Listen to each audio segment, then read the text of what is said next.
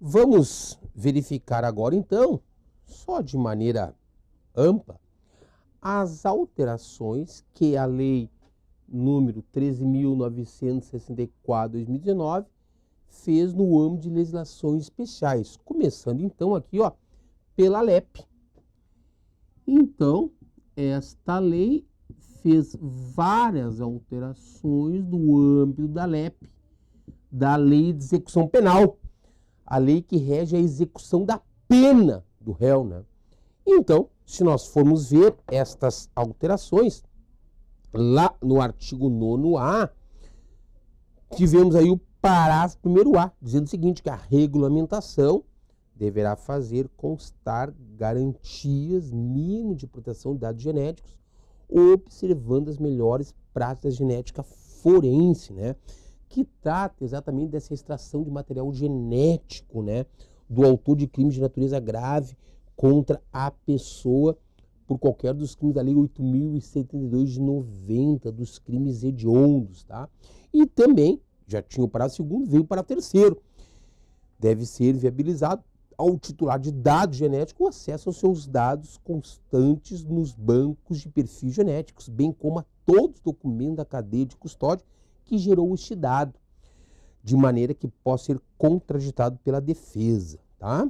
E o parágrafo 4º, então, o condenado pelos crimes previstos no caput, que trata desses crimes que eu referi, desse artigo, que não tiver sido submetido à identificação do perfil genético por ocasião do ingresso no estabelecimento prisional, deverá ser submetido ao procedimento durante o cumprimento da pena, né? Esse procedimento durante o cumprimento da pena dele, né? Sob extração de seus dados genéticos. E depois vem o parágrafo 8º, que diz que constitui falta grave, durante a execução da pena, por exemplo, durante falta grave, a recusa do condenado em submeter-se ao procedimento de identificação do perfil genético, nesses crimes aqui do artigo 9º-A caput, ok?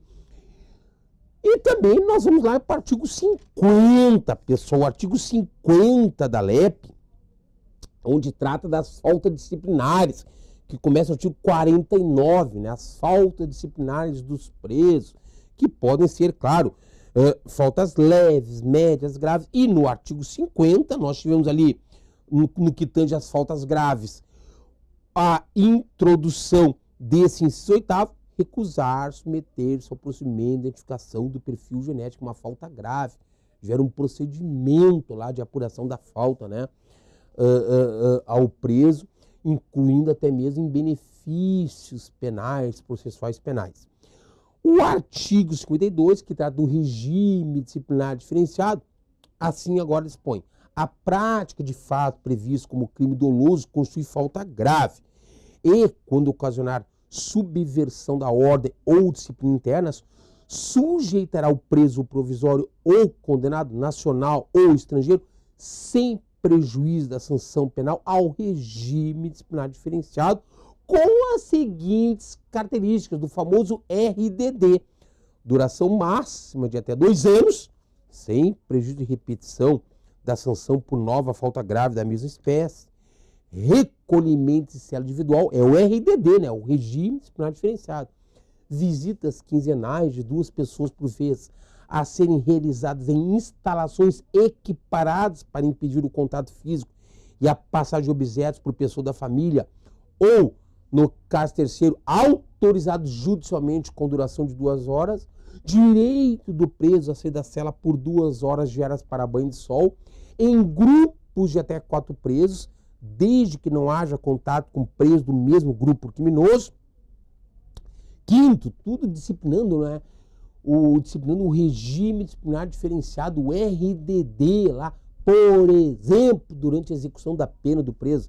Entrevistas sempre monitoradas, exceto aquelas com seu defensor, em instalações equipadas para impedir o contato físico e a passagem de objetos, salvo expressa autorização judicial e contrário.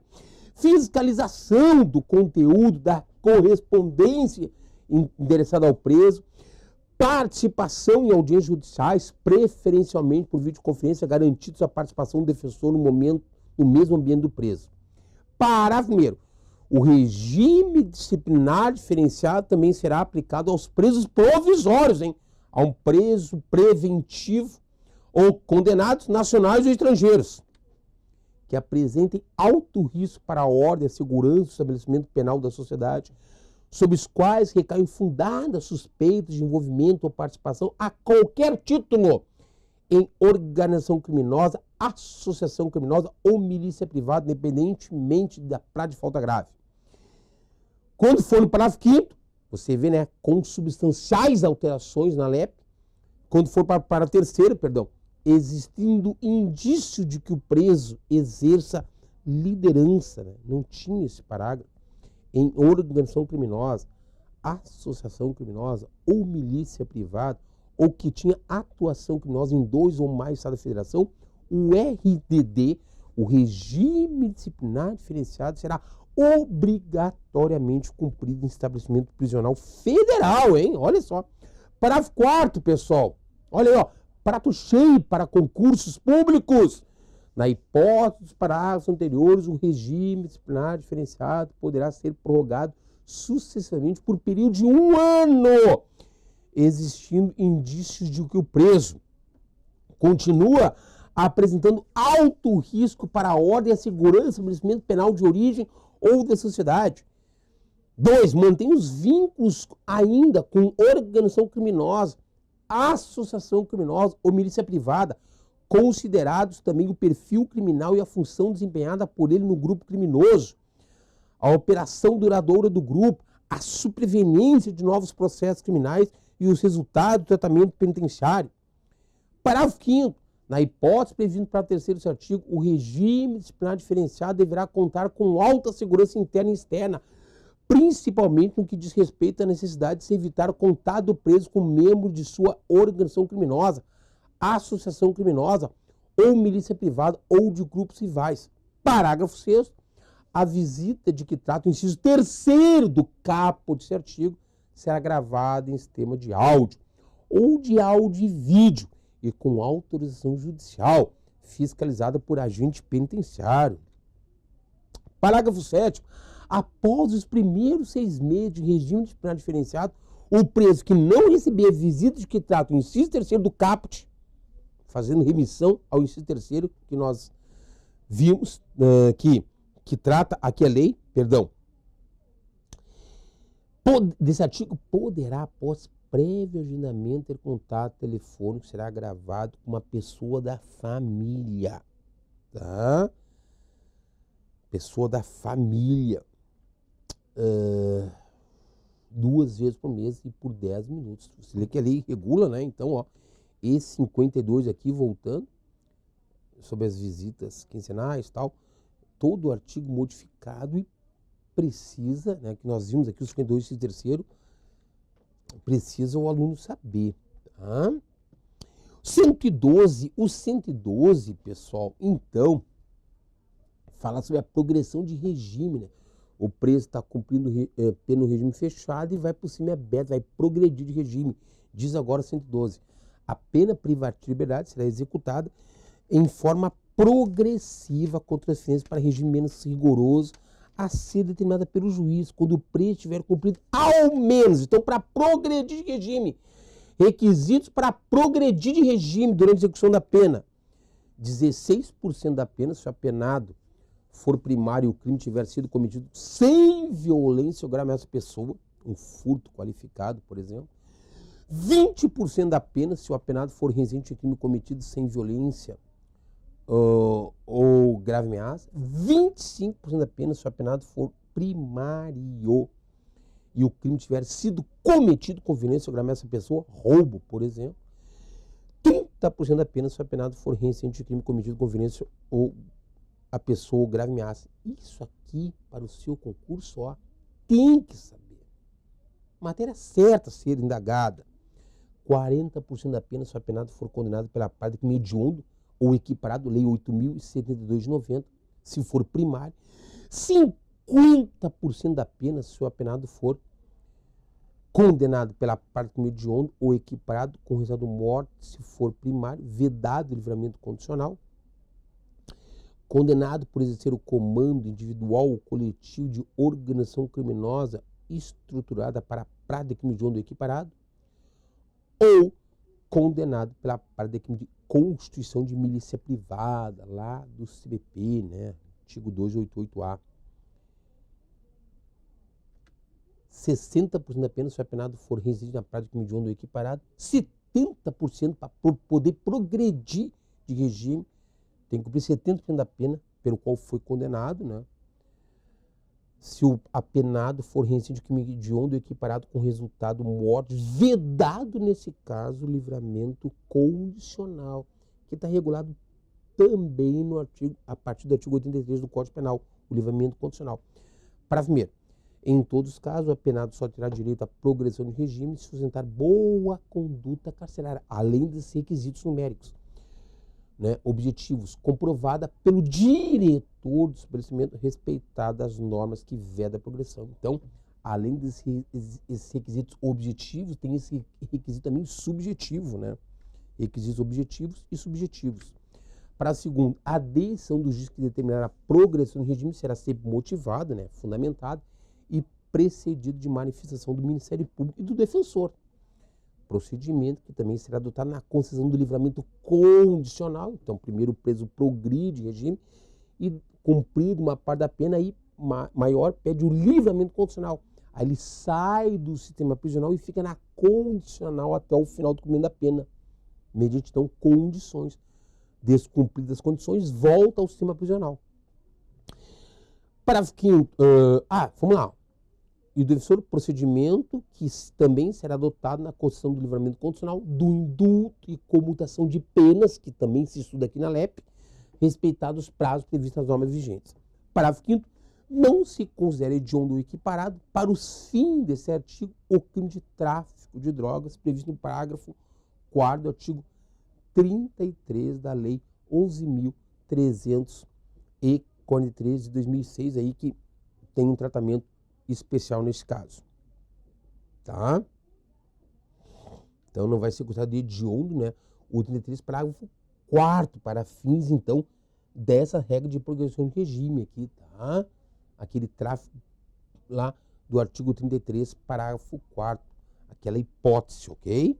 Aí não é considerado hediondo ou equiparado hediondo para fins da aplicação desse artigo, lá na lei de drogas. Para sexto, o cometimento de falta grave durante a execução da pena privativa de liberdade interrompe o prazo para obtenção da progressão no regime de cumprimento da pena. Caso em que o reinício da contagem do requisito objetivo terá como base a pena remanescente. Muito bem. Pessoal, mais adiante também o artigo 122 sobre saída temporária, artigo 122 sobre saída temporária do preso, que é um benefício também da LEP, da Lei de Execução Penal, tem ali agora o parágrafo 1 transformado em parágrafo 1º, parágrafo 2º. Não terá direito à chamada saída temporária, a que se refere o caput desse artigo, o condenado que cumpre pena por praticar crime hediondo com resultado morte. Crime hediondo, da Lei 8.072/90, com resultado morte, né? Aí não tem direito a esse benefício da LEP. Aí também, pessoal, nós tivemos alteração na lei dos crimes hediondos, tá? Então, também tivemos alteração aqui na lei dos crimes hediondos.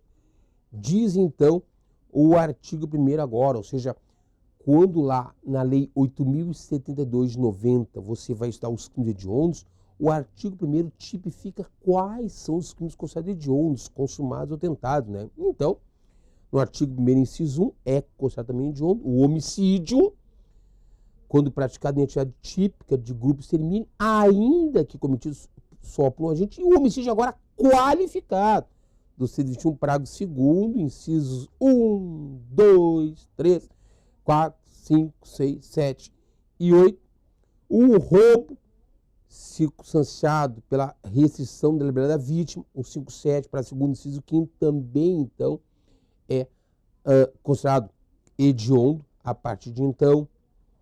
B, também é considerado hediondo o roubo circunstanciado, o roubo majorado pelo emprego de arma de fogo, do 157, parágrafo 2º A, inciso 1º. Então, essa lei também atualizou os crimes considerados hediondos, ou pelo emprego de arma de fogo de uso proibido ou restrito, o roubo majorado lá do 157, parágrafo 2º B. Também é considerado hediondo o crime de roubo qualificado pelo resultado de lesão corporal grave e morte, que é o latrocínio, roubo seguido de morte, né? 3, também considerado hediondo o crime de extorsão qualificado pela restrição da liberdade da vítima, ocorrendo lesão corporal ou morte lá do 158 para terceiro, tá? Aquela extorsão qualificada lá do 158 para terceiro, seja ocorrendo lesão corporal ou morte da vítima. Também é considerado hediondo, a partir de então, o furto qualificado pelo emprego de explosivo ou de artefato análogo que cause perigo comum, no 55, parágrafo 4º A. Então, nós temos aqui novos crimes considerados hediondos, né? Parágrafo único, consideram também hediondos, tentados ou consumados. Então, o crime de genocídio, previsto nos artigos 1º, 2º, 3º da Lei 2889, de 1º de outubro de 56. O crime de posse ou porte legal de arma de fogo de uso proibido, previsto lá no artigo 16 do Estatuto de Armamento. O crime de comércio legal de arma de fogo, previsto também no artigo 17 do Estatuto de Armamento.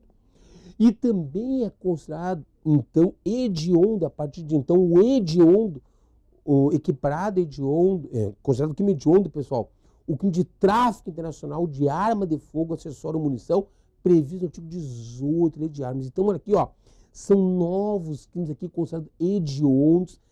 Ler a Lei 8.072 de 90, atualizada também, que vai ser perguntado em concurso. Inciso 5º também, o crime de organização criminosa quando direcionado à prática de crime hediondo ou equiparado, também é considerado, a partir de então, hediondo, tá? Então, assim, ó, esse artigo 1º da Lei 8.072 de 90, tá? Ó, importantíssimo lê-lo atualizado. Também tivemos uma pequena alteração, tá? Na Lei 8.429 de 92, sobre a improbidade administrativa, tá? E só sabendo, então, teve lá no artigo 17, no parágrafo 1º, falando que as ações de que trata esse artigo, né, lá na Lei de Improbidade Administrativa, admitem também a celebração do acordo de não persecução cível, né, nos termos dessa lei. Então, também é uma inovação que se estuda no âmbito da Lei da Improbidade Administrativa, além do acordo de não persecução penal, um acordo de não persecução cível, né, de não ajuizar a ação cível visando a reparação, por exemplo, ao erário, né? Então, em que hipótese que isso pode ocorrer? Aí você estuda lá na parte da Lei de Improbidade Administrativa. O artigo 10A, tá? Além do 17, parágrafo 1º, nós tivemos então o parágrafo 10A, havendo a possibilidade de solução consensual, poderão as partes requerer ao juiz a interrupção do prazo para a contestação por o prazo não superior a 90 dias, também lá na Lei de Improbidade Administrativa, tá? E também, pessoal, depois, então aqui, ó, só para você seguir a ordem, tá? Nós estamos aqui no artigo 6º, vamos para o artigo 7º agora, da Lei 13.964, que alterou também a Lei da Interceptação Telefônica. Lei 9296 de 96. Tá? Que diz, a Lei 9296/96 passa a vigorar acrescida dos seguintes artigos 8º-A e 10º-A. É a lei que rege a interceptação telefônica, né? A lei que rege a interceptação telefônica como meio de prova, que regulamenta o artigo 5º, inciso 12 da Constituição Federal. Temos lá agora o artigo 8º-A. Para investigação ou instrução criminal, poderá ser autorizada pelo juiz a requerimento da autoridade policial ou do Ministério Público a captação ambiental de sinais eletromagnéticos, ópticos ou acústicos quando a prova não puder ser feita por outros meios disponíveis e igualmente eficazes, né? Ou investigação ou instrução criminal.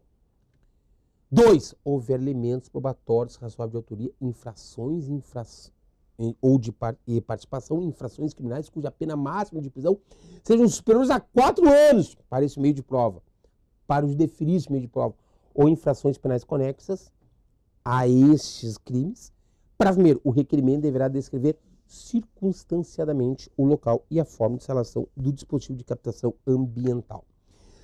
Para terceiro, a captação ambiental não poderia exceder o prazo de 15 dias, renovável por decisão judicial por iguais períodos, se comprovada a indispensabilidade do meio de prova e quando presente atividade criminal permanente, habitual ou continuada. Então está aqui falando sobre o prazo, sobre a renovação, sobre a postergação desse prazo para este meio de prova. Parágrafo 5º, aplicam-se subsidiariamente à captação ambiental as regras previstas na legislação específica para a interceptação telefônica e telemática, disposta na própria, lá a partir do artigo 1º da Lei 9296 de 96. E o artigo 10A, que foi introduzido, realizar captação ambiental de sinais eletromagnéticos, ópticos ou acústicos para investigação ou instrução criminal sem autorização judicial quando essa for exigida é crime. Pena reclusão de 2 a 4 anos e multa.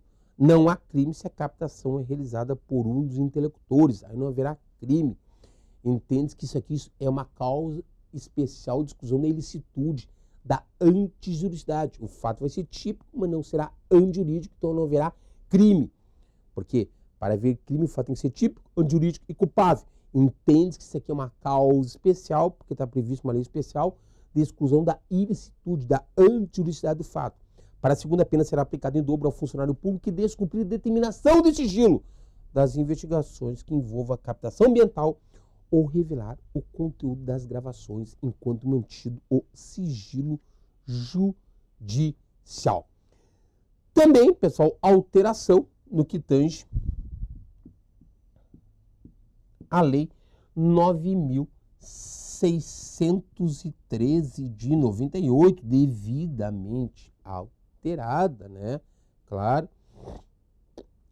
que trata lá sobre a lavagem de dinheiro, tá? Mas devidamente alterada essa lei. Aí, no artigo 1º, e a Lei 9.613 de 98 já havia sido alterada, e lá no artigo 1º, agora como parágrafo 6º, diz, para apuração do crime de que trata esse artigo, a lavagem de dinheiro de capitais, admite a utilização da chamada ação controlada, né?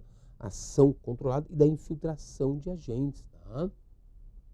Ação controlada pela polícia que está investigando, é um meio de prova que também é regulado por meio de legislação especial e da infiltração policial, né? Da infiltração policial, tá? Então admite também para investigação desse crime estes meios de prova. Também sofreu alteração, então, o Estatuto do Desarmamento, Lei 10.826 de 2003. Lá no artigo 16, no crime de posse ou porte de arma de fogo de uso restrito ou proibido, nós temos crime. Então, do artigo 16, possuir, deter, portar, adquirir, fornecer, receber, ter em depósito, transportar, ceder, ainda que de modo gratuito, emprestar, remeter, empregar, manter sob sua guarda ou ocultar arma de fogo, acessório, munição de uso restrito, sem autorização e em desacordo com determinação legal ou regulamentar. Falando aqui no caput, né, do artigo 16, falando aqui, mexendo nos elementos do tipo. Aí lá no parágrafo 2º tem, se as condutas descritas no caput, no parágrafo 1º desse artigo envolver arma de fogo de uso proibido, aí a pena é de 4 a 12, né? Aumentando a pena aqui, nesse tipo penal aqui, quando se refere a arma de fogo do uso proibido, assim definida por normas extralegais, né, nos decretos respectivos. E no artigo 17, também neste penal uma modificação, além da pena que passou para 6 a 12 anos, tem agora o prazo 2º, incorre na mesma pena quem vende ou entrega arma de fogo, acessório ou munição sem autorização ou em desacordo com a determinação legal ou regulamentar a agente policial disfarçado quando presentes elementos probatórios razoáveis da conduta criminal pré-existente, né? Então, discute-se agora os termos desse prazo 2º lá no artigo 17 do Estatuto do Desarmamento, que traz uma forma equiparada do crime quando nessa situação. E no artigo 18, que é o crime de tráfico internacional de armas, também alteração na pena, passou para 8 a 16 anos de multa, e parágrafo único, incorre na mesma pena do artigo 18, tráfico internacional de armas, quem vende ou entrega arma de fogo, acessório, munição em operação de importação, sem autorização da autoridade competente, a agente policial disfarçado quando presentes elementos probatórios razoáveis de conduta criminal pré-existente àquilo. E no artigo 20, também alterado, diz, nos crimes previstos no artigo 14, 15, 16, 17, 18, né, porte legal de arma de uso permitido, disparo de arma de fogo, na posse ou porte de arma de fogo de uso restrito ou proibido, no comércio legal de armas, no tráfico nacional de armas, a pena é aumentada a metade de C, então uma majorante, forem praticados por integrantes dos órgãos, empresas, referido no artigo 6, 7 e 8 dessa lei, e lá do Estatuto de Armamento, trouxe mexendo nessa majorante, e quando a gente for reincidente específico em crime dessa natureza, que não havia essa majorante. E no artigo 34A, que agora diz, os dados relacionados à coleta de registros balísticos serão armazenados no Banco Nacional de Perfis Balísticos. Uma inovação da lei. Parágrafo 1º, o Banco Nacional de Perfis Balísticos tem como objetivo cadastrar armas de fogo e armazenar características de classe e individualizadoras de projéteis e de estojos de munição deflagrados por arma de fogo. Parágrafo 2º, o Banco Nacional de Perfis Balísticos será constituído pelos registros de elementos de munição deflagrados por armas de fogo relacionadas a crimes para subsidiar ações destinadas às apurações criminais federais, estaduais e distritais. Para terceiro, lendo com vocês, o Banco Nacional de Perfis Balísticos será gerido pela Unidade Oficial de Perícia Criminal. Parágrafo 4º, meus amigos, os dados constantes do Banco Nacional de Perfis Balísticos terão caráter sigiloso e aquele que permitir ou promover sua utilização para fim diverso dos previstos nessa lei ou em decisão judicial responderá civil, penal e administrativamente. Aí vem o parágrafo 5º, só que para ler com vocês, é vedada a comercialização total ou parcial da base de dados do Banco Nacional de Perfis Balísticos. E parágrafo 6º, a formação, a gestão e o acesso ao Banco Nacional de Perfis Balísticos serão regulamentados em ato do Poder Executivo Federal. Pois bem, e também, pessoal, na lei de drogas, tá? Tivemos uma pequena alteração, que na própria LEFP ali também falou lá sobre a lei de drogas, mas aqui nós tivemos uma alteração aqui na lei de drogas, tá? Lá refere ao 33, parágrafo 4 da lei de drogas, mas aqui, ó, o parágrafo 1º do artigo 33 passa a vigorar com o da lei de drogas, passa a vigorar acrescido do inciso 4º, meus amigos, né? Então, é crime também de tráfico de drogas quem vende ou entrega drogas ou matéria-prima, insumo ou produto químico destinado à preparação de drogas, olha bem, preparação de drogas sem utilização ou em desacordo com a determinação legal, tá? Ou regulamentar do que? Deixa eu botar aqui até para ver com você, do que? Agente policial disfarçado quando presentes elementos probatórios razoáveis de conduta criminal pré-existente. Então, uma nova modalidade aqui pela lei do crime de tráfico de drogas, tá? Então, é uma inovação, claro, e nós temos que, obviamente, dominar, saber, então, essas modificações aqui. Ok, pessoal? Deixa eu ver aqui o que mais, vamos para o próximo. E também a Lei 11.671, tá? Que dispõe sobre a transferência e inclusão de presos em estabelecimentos penais federais de segurança máxima, teve uma alteraçãozinha. Vamos botar aqui, ó. Essa leizinha também, tá? A 11.671/2008. Que diz o seguinte, lá no artigo 2º, né, pessoal? Parágrafo único. O juiz federal de execução penal será competente para as ações de natureza penal que tenham por objeto fatos ou incidentes relacionados à execução da pena ou infrações penais ocorridas no estabelecimento penal federal. E no artigo 2º da lei, então, com esta modificação, obviamente, serão incluídos, tá? Serão incluídos em estabelecimentos penais federais de segurança máxima, tá? De segurança máxima. Estou só abrindo aqui com vocês.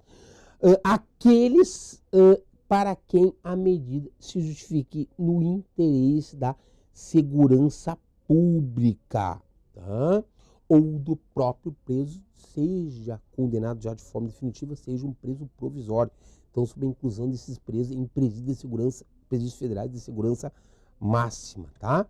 Pessoal, parágrafo 1º, a inclusão em estabelecimento penal federal de segurança máxima, no atendimento do interesse da segurança pública, será em regime fechado de segurança máxima com as seguintes características: recolhimento do preso em cela individual, visita do cônjuge, do companheiro, parentes e de amigos somente em dias determinados por meio virtual ou no parlatório, com o máximo de 2 pessoas por vez, além de eventuais crianças separados por vídeo e comunicação por meio de interfone com filmagem de gravações, banho de sol de até 2 horas diárias e monitoramento de todos os meios de comunicação, inclusive de correspondência escrita, nesses presídios de segurança máxima, presídios federais de segurança máxima.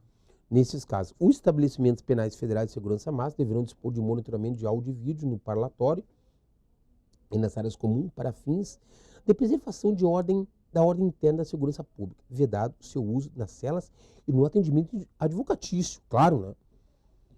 Que o advogado tem essa liberdade assegurada em lei para conversa com o preso, seu cliente, salvo expressa autorização judicial em contrário, ó, excepcionando a regra.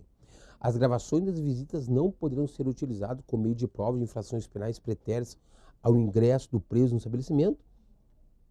Também, obviamente, né? E aqui no parágrafo 2º, quando fala dentro da própria cela, a lei também isso impede, né? Ali na privacidade, em regra do preso, ok? Os diretores dos estabelecimentos penais federais de segurança máxima ou o diretor do sistema penitenciário federal poderão suspender e restringir o direito de visitas previsto no inciso 2 do parágrafo 1º desse artigo por meio de ato fundamentado. Tá? Parágrafo 5º, configura o crime do artigo 325 do Código Penal, né, violação do estilo funcional, a violação por parte do funcionário público ao disposto no parágrafo 2º desse artigo, né, que nós vimos aqui, né? Aí é crime de violação de estilo funcional, lá do artigo 325 do Código Penal, tá? Do Código Penal. Ficou claro, pessoal, então? E lá no artigo 10, também dessa lei, no parágrafo 1º, o período de permanência será de até 3 anos, renovável por iguais períodos, né? Do preso nesse estabelecimento, nesse período federal de segurança máxima, quando solicitado motivadamente pelo juiz de origem, observados os requisitos da transferência e se persistirem os motivos que a determinaram. 11A. As decisões relativas à transferência ou à prorrogação da permanência do preso em estabelecimento penal federal de segurança máxima, a concessão ou a denegação de benefícios prisionais ou a imposição de sanções ao preso federal poderão ser tomados por órgão colegiado de juiz na forma das normas de organização interna dos tribunais, né, a fim de preservar o juiz, né, não deixar na mão de um só juiz tomar essa decisão, tá?